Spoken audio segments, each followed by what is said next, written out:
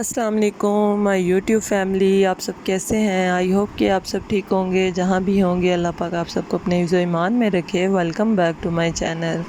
तो मैंने सुबह उठते सारी सबसे पहले व्लॉग स्टार्ट किया कि मैं आपसे अपनी रूटीन शेयर करूं आज की, कि आज की मेरी क्या मसरूफ़ियात हैं। तो यहाँ मैं उठी तो साथ ही उस्मान उठ गया। उसको मैंने सबसे पहले पैम्पर वगैरह चेंज किया, उसको नीट वगैरह किया और फिर उसके कपड़े वगैरह चेंज किए और थोड़ी सी मस्ती वगैरह की इसके साथ, क्योंकि इसके कपड़े चेंज करने के बाद मैंने रूम नीट करना था। टाइम बहुत ज़्यादा हो गया था आज, तो सबसे पहले मैंने सोचा कि आज मैं जो है ना कुकिंग कर लूँ, क्योंकि हमारा जो खाना है वो 1 बजे तक रेडी हो जाता है, तो सब आ जाएंगे खाना खाने। तो मैंने फटाफट से उस्मान को रेडी किया, क्योंकि मुझे पता था कि मैं लेट हो गई हूँ, तो मैं जल्दी से खाना बनाना है। मैंने कहा मैं इसको पहले रेडी कर लूँ। रूम नीट करने के फ़ौरन बाद मैं ना किचन में चली जाऊँगी और 1 बजे तक खाना मुझे रेडी करना था।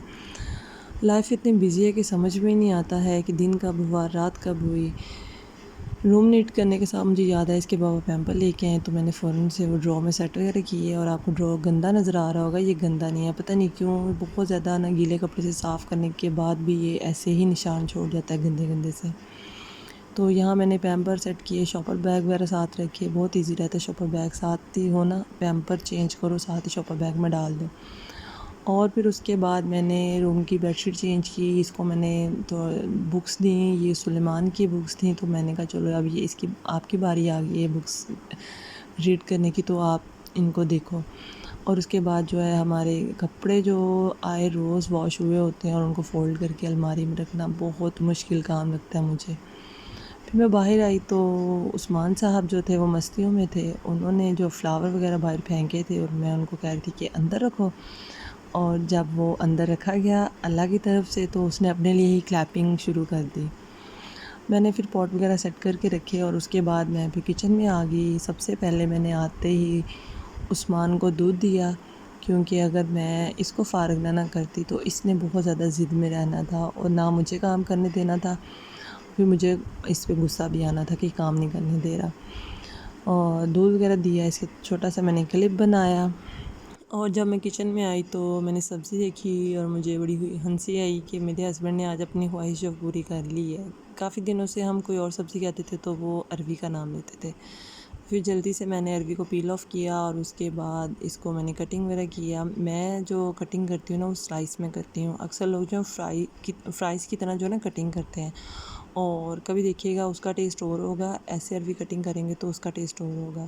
फिर मैंने थोड़ा सा फ्लावर लिया और उसको मैंने अरवी में मिक्स किया, क्योंकि फ्लावर को मिक्स करने से ना अरवी में जो लेसपन होता है ना वो ख़त्म हो जाता है। थोड़ी देर मैंने इसको मिक्स करके अच्छे से हाथों के साथ ही मैंने जल्दी जल्दी से इसको मिक्स किया और इसको मैंने फिर ना कोई 5-10 मिनट के लिए रखा, क्योंकि वो उतनी देर में जो प्याज कटिंग होना था और साथ में लहसुन अदरक वगैरह मैंने सारा कटिंग करना था। तो मैंने उसको साइड पे रख के थोड़ी देर के लिए और फिर मैं आ गई प्याज कटिंग करने। प्याज को मैंने नॉर्मल स्लाइस में कटिंग किया, ना मैंने ज़्यादा बारीक कटिंग किया ना मैंने ज़्यादा मोटा कटिंग किया। फिर मैं उतना टाइम हो गया था तो उसके बाद फिर मैं अरवी को अच्छे से वॉश किया। जो फ्लॉर वगैरह लगा हुआ था उसको मैंने सारा निकाला अच्छे से पानी के साथ, और उसके बाद फिर मैंने जो है ना ये लहसुन और अदरक को लेके मैंने इसको अच्छे से क्रश कर लिया। मैं लहसुन और अदरक जो है ना वो ज़्यादा यूज़ करती हूँ, क्योंकि जो अदरक है ना वो यूरिक एसिड के लिए बहुत अच्छा है, और जो लहसुन है वो जो कैंसर के जो जरासीम होते हैं ना ये उनके लिए बहुत अच्छा होता है, ये उनको जो है डेड करता है। तो यहाँ पे मैंने अच्छे से इनको जो है क्रश वगैरह किया है। उसके बाद मैंने फिर टमाटर वगैरह लिए, उनको मैंने कटिंग किया। और मेरी ख़ुद की आदत है कि मैं सारा मसाला बनाकर मैं एक प्लेट में साइड पे रख लेती हूँ, क्योंकि बहुत आसान हो जाता है इस तरह कुकिंग करना। भाग दौड़ नहीं लगती है और किचन में ज़्यादा मैस नहीं होता है। और मेरी आदत नहीं है कि मैं गंदे किचन में मेरे से काम भी नहीं होता है। फिर मैंने यहाँ पे 1 कप ऑयल लिया और उसमें मैंने हाफ़ टी स्पून जो है वो नमक डाला और उसको अच्छे से मैंने ना मिक्स कर लिया है, क्योंकि इसको इसलिए डाला है कि जब हम अरवी डालेंगे ना इसमें तो अरवी जो है वो हंडिया के साथ ना चिपकेगी नहीं, बहुत ईज़ी से हिल जाएगी। और मैं अरवी को फ्राई करके बनाती हूँ। मैं इसको लाइट ब्राउन फ्राई करूँगी अच्छे से इसको, और फिर इसको निकालने के बाद इसके अंदर मैं जो है ना वो प्याज डाल दूँगी। तो यहाँ पर मैंने उतनी देर में मैंने कहा फ्राई हो जाएगी अरवी, तो मैंने कहा चलो आटा गूँध लेती हूँ। तो आटा गूँधने के साथ मुझे एक बहुत मज़े की ना स्टोरी याद आई। मेरे बचपन में मैंने किसी को आटा गूँधते देखा और उसको देखकर मुझे इतना शौक़ पैदा हुआ कि मैं भी ऐसे आटा गूँधूँगी। अक्सर बच्चों को ना शौक़ होता है बड़ों के कोई चीज़ देख के, किसी का स्टाइल देख के क्रेज़ होता है बच्चियों को कि हम भी ऐसे करेंगे। तो मैंने इसमें थोड़ा-सा ऑयल डाला, ऑयल इसलिए डाला है क्योंकि जो आटा है ना उसके अक्सर आटा गूँधने के बाद उसके ऊपर एक हार्ड सी लेयर बन जाती है और वो बहुत ज़्यादा हार्ड होती है कि उसकी रोटी नहीं पकती। तो ऑयल डालने से जो वो लेयर है ना वो नहीं बनेगी। तो मैंने ऐसे ही एक हमारी नेबर थी तो मैंने उनको आटा गूँधते देखा तो मुझे बहुत ज़्यादा क्रेज़ हुआ। उन्होंने आटे को इतने प्यारे तरीके से, इतने प्यार से उन्होंने आटे को गूँधा कि दिल खुश हो गया। और उन्होंने तकरीबन आधा घंटा आटा गूँधा और आधा घंटा आटा गूँधने के बाद जब आटा सामने आया तो इतना मलाई की तरह आटा था कि जब उसकी रोटी पकेगी तो कितनी मज़े की पकी होगी। तो मैंने यहाँ पर आटे को जो है गीला करके ना 5 से 10 मिनट के लिए रख दिया। उतनी देर में जो मेरी अरवी थी वो मेरी अच्छे से फ्राई हो गई हुई थी, लाइट ब्राउन सी जितनी मुझे चाहिए थी। मैंने फिर भी उसको थोड़ा-सा और ब्राउन किया क्योंकि ये बड़ी क्रिस्पी सी बहुत मज़े की पकती है। अगर इसको लाइट ब्राउन सा करेंगे ना तो बहुत मज़े की पकेगी। और भी मैंने अरवी को अच्छे से हिलाया क्योंकि वो जो नीचे थी वो थोड़ी बहुत चिपक गई थी, इतनी ज़्यादा नहीं थी चिपकी, बच गई थी फिर भी। क्योंकि नमक डालने से ना ज़्यादा नहीं चिपकती है। फिर मैंने इस अरवी को अच्छे तरीके से सारी अरवी को निकाल लिया क्योंकि इसी ऑयल में मैंने ना प्याज को फ्राई करना था। तो मैंने अरवी को निकाल कर एक साइड पे रख दिया। उसके बाद मैंने फिर इसमें डाल दिया प्याज और प्याज मैंने जो है वो नॉर्मल स्लाइस रखे हैं, इसके ना ज़्यादा बारीक किए ना ज़्यादा मोटे किए हैं क्योंकि ज़्यादा बारीक करने से जो स्लाइस है ना वो जल भी जाते हैं। और मैंने मोटे इसलिए रखे हैं कि ये इनको भी हमने लाइट ब्राउन करना है तो ये जलेंगे नहीं। तो मैंने भी अच्छे से फिर ना प्याज को मिक्स कर दिया कि ऑयल सारे प्याज को लग जाए और फिर मैंने इसको थोड़ी देर के लिए ना ऐसे रख दिया कि ये अच्छे से ये भी फ्राई हो जाए और फिर उसके बाद जो दूसरे मसाले वगैरह होंगे वो फिर मैं इनमें अच्छे से ऐड कर लूँगी। उसके बाद फिर मैं आ गई है आटा गूँधने की तरफ क्योंकि मैंने आटे को थोड़ी देर के लिए रेस्ट दी थी। तो इस तरह अगर हम आटे को रेस्ट देंगे ना तो बहुत आटा बहुत बेहतरीन जो है ना वो गूँधा जाता है। क्योंकि पहले जो होते थे वो प्योर गंदम के आटे होते थे और उन पे टाइम भी लगता था गूँधने का। और अब जो रेडीमेड आटे आ रहे हैं इनको गूँधने में इतना टाइम नहीं लगता है पर इन गूँधने का भी एक ट्रिक होता है। इसको थोड़ी देर के लिए ना मिक्स करके रख दें और उसके बाद फिर इसको अच्छे से गूँध लें। टाइम भी कम लगेगा और बहुत बेहतरीन भी गूँधा जाएगा। और मैंने आटा गूँध के एक साइड पे रख लिया और जिस बाउल में हम आटा गूँधते थे और पानी डाला था वो पानी मैंने निकाल कर एक गिलास में रख दिया। ये पानी उन बच्चों के लिए बहुत अच्छा है, बहुत बेहतर है जिन बच्चों का यूरिन कंट्रोल नहीं होता, जो वॉशरूम जाते जाते जिनका निकल जाता है, जिनका बिस्तर पर निकल जाता है, उनके लिए ये वाला पानी बहुत अच्छा है। इसके बाद फिर मैं आ गई अंडे की तरफ। मैंने इसमें जो मसाले वगैरह थे लहसुन, अदरक, सब्ज़ मिर्चें, टमाटर वो सारा कुछ डाल दिया और उसके बाद जो दरा मिर्च डाली, थोड़ी सी मैंने लाल मिर्च डाली कलर के लिए, हल्दी डाली और इसमें मैंने गरम मसाला वगैरह हाफ़ टी स्पून मैंने डाला, नमक डाला। वो आप अपने टेस्ट के हिसाब से डाल सकते हैं, नमक मिर्च के जितना आप लोग स्पाइसी खाते हैं या लाइट खाते हैं। और हम थोड़ा सा स्पाइसी ही खाते हैं तो मैंने थोड़ी सी स्पाइसी हंडिया रखी थी। तो मैंने फिर मसाले को अच्छे से मैंने भून लिया कि मसाला जो है वो अच्छे से भुन जाए। उसके बाद मैंने फिर जो अरबी थी, अरबी को मैंने फिर डाल दिया इसमें मिक्स करने के लिए और फिर मैंने इसको अच्छे से मिक्स किया। काफ़ी देर मैं इसको हिलाती रही और इसको हिलाने के बाद मैंने फिर इसको स्टीम में रख दिया क्योंकि इसमें पानी तो ऐड नहीं करना है। क्योंकि ये अरबी जितनी स्टीम में पकेगी उतना ही ज़्यादा इसका टेस्ट होगा। और थोड़ी थोड़ी देर बाद मैं ना ढक्कन उठा कर ना इसको हिलाती रही थी कि कहीं नीचे जो है ना वो लग ना जाए। और जितनी देर ये स्टीम में पकेगी इसका टेस्ट भी उतना मज़े का होगा। मैंने तकरीबन भी इसको 15 से 20 मिनट, आधा घंटा लगा लें मैंने इसको जो है ना स्टीम में पकाया है। क्योंकि वो सारे जो मसाले थे वो उनकी खुशबू सब कुछ जो है ना वो आपस में मिक्स हो जाए और इसका टेस्ट जो है वो फिर एक डिफरेंट ही होता है।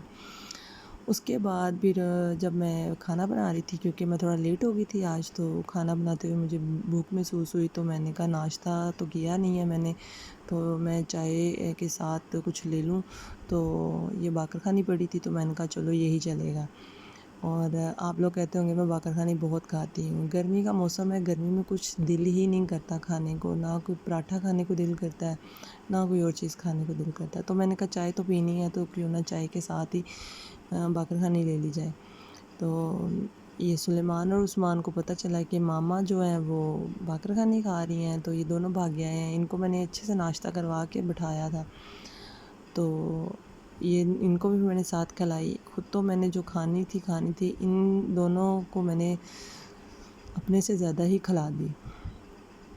तो यहाँ पर भी ये दोनों लगे थे मस्तियाँ करने। छोटा जो है वो भाई की फुल कॉपी करता है, फुल ऑन कॉपी करता है। उसको देखता है कि ये कर क्या रहा है, फिर बाद में वो ट्राई करता है कि मैं भी ये करके देखूँ। तो यहाँ फिर मैं आ गई, दोपहर का जो था खाना तैयार हो गया था, तो मैंने कहा जल्दी से रोटियाँ वगैरह रेडी कर दूँ, तो आने वाले हैं सब। तो देखें आटा मेरा इतना मुलायम है, कोई ऊपर इसके वो हार्डनेस नहीं आई है कि हम उतार कर इसको साइड पे रखे हैं। तो इसकी रोटियां बहुत मज़े की बनेंगी। और एक बात, जब हम पेड़ा बनाते हैं तो उसको इतना ज़्यादा जो है ना आपस में उसको बल नहीं देते, ना तो रोटी इससे जो है वो फूलती है और ना जो रोटी है वो इससे ना बिखरती है। इस तरह रोटी वो मोटी हो जाती है, जितनी मर्ज़ी हम इसको बेल लें रोटी को, पर रोटी जो है ना वो मोटी रहती है।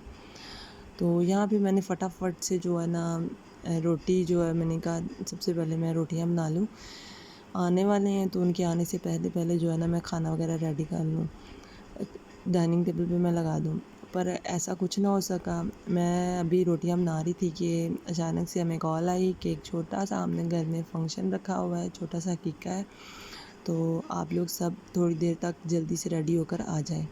फिर मैंने रोटियां तो बनाई, उनको जल्दी से मैंने हॉट पॉट में रखा और मैं फ़ौरन से आ गई रूम में, क्योंकि लाइट बहुत तंग कर रही थी। तो मैंने कहा सबसे पहले मैं ना कपड़े जो है ना वो प्रेस कर लूँ। और मैं ज़्यादातर ना बेड के ऊपर ही कपड़े प्रेस कर लेती हूँ, क्योंकि जो मैट्रेस है ना वो थोड़ा सा नरम है और कपड़े बहुत अच्छे जो है ना इस पर प्रेस होते हैं। तो मैंने जल्दी से कपड़े वगैरह प्रेस किए, मैंने अपने किए, अपने बच्चों के किए, हस्बैंड के किए, जल्दी से मैंने प्रेस वगैरह करके रख दिए। फिर हस्बैंड को कॉल की तो वो कहते कि मैं शाम को वहीं पर आ जाऊँगा। तो मैंने कहा चलो ठीक है। तो मैंने फिर फटाफट से बच्चों को तैयार किया, खुद तैयार हुई, और कपड़े प्रेस करते हुए मुझे याद आ रहा था कि स्किन केयर तो कोई की नहीं है, स्किन इतनी गंदी हुई है, मौसम ऐसा हुआ है कि स्किन बहुत ज़्यादा रफ़ हुई है इस मौसम में। तो मैंने फिर जल्दी से वॉशरूम में आकर स्क्रब वगैरह किया अपने हाथों पैरों में और अपने फेस पे क्लिनजिंग वगैरह की। तो पता नहीं क्यों ये मौसम ऐसा है कि जितना मर्ज़ी स्किन केयर कर लो, कोई स्किन में कोई फ़र्क ही नहीं महसूस होता है। इतनी गंदी स्किन, इतनी मैली स्किन होती है।